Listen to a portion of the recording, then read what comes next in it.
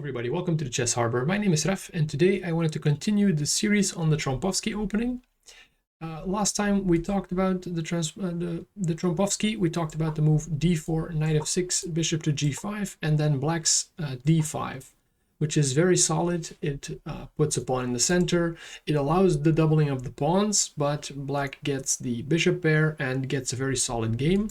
And we talked about specifically this system where white puts a pawn on g3 and fianchettos the light square bishop, leaving you with a decent middle game structure where you can press for a win without much risk. And although I am a big fan of this kind of system, I think it's excellent to play for a win without really risking much.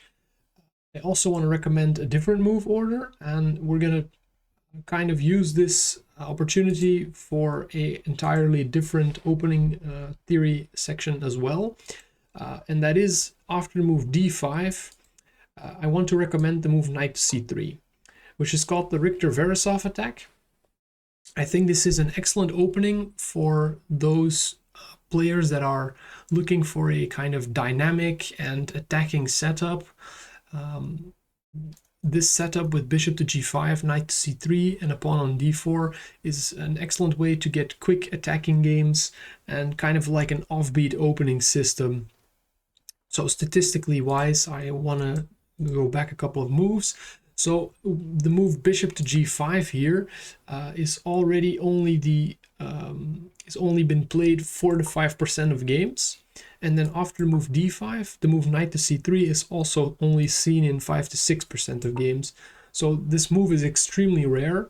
And out of my own experience, I've noticed that a lot of players, they clearly don't know what they're doing. They kind of just play natural moves, but they can get under a real amount of pressure. And that's one of the reasons that I want to recommend it, is because you can get a huge theoretical advantage straight from the opening.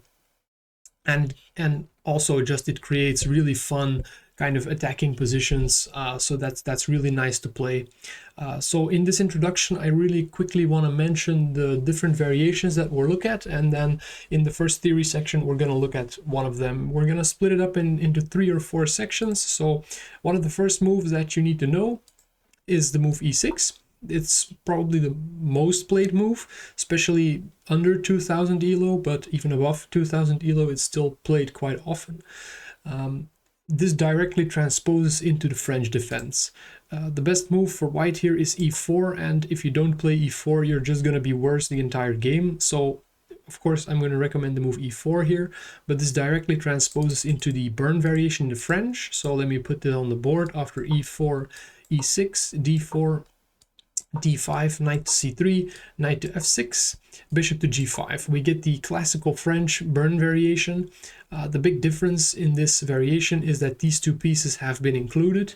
In the classical French, it doesn't really have to be like this. White could or black could take here, and we're going to get a different kind of variation with different structure. So the inclusion of the knight and bishop here are nice for us. So let me see. So here, knight f6, bishop to g5, d5, knight to c3. So e6 is one of the big variations that you need to know. We're going to look at that in a different theory section. And then the move c6 and the move bishop to f5, we're going to kind of combine them as it leads to a more Caro-Kann-ish structure. But this is a structure with an entirely different kind of idea. It's going to be much slower, much less dynamic. We're going to get less attacking positions than in other variations.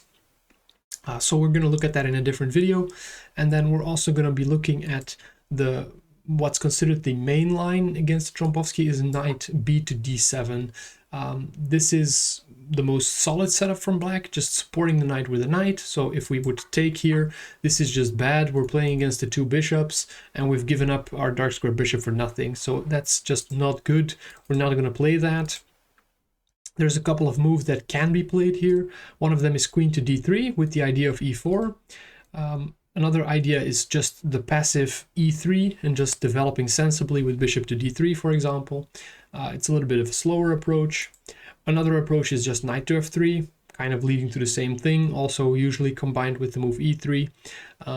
It's definitely playable, but I like the very bold and very direct f3, which is what I'll be recommending, going for a quick e4, queen e2 or d2 and long castles. It's very sharp, it's very fun to play, and I can't wait to show you this variation.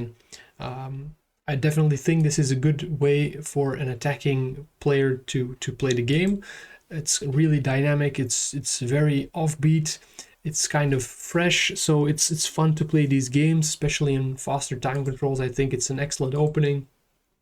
So I'm really excited to show you, and I hope I can convince you that this opening is fun to play. So I hope to see you guys in the theory sections. See you there.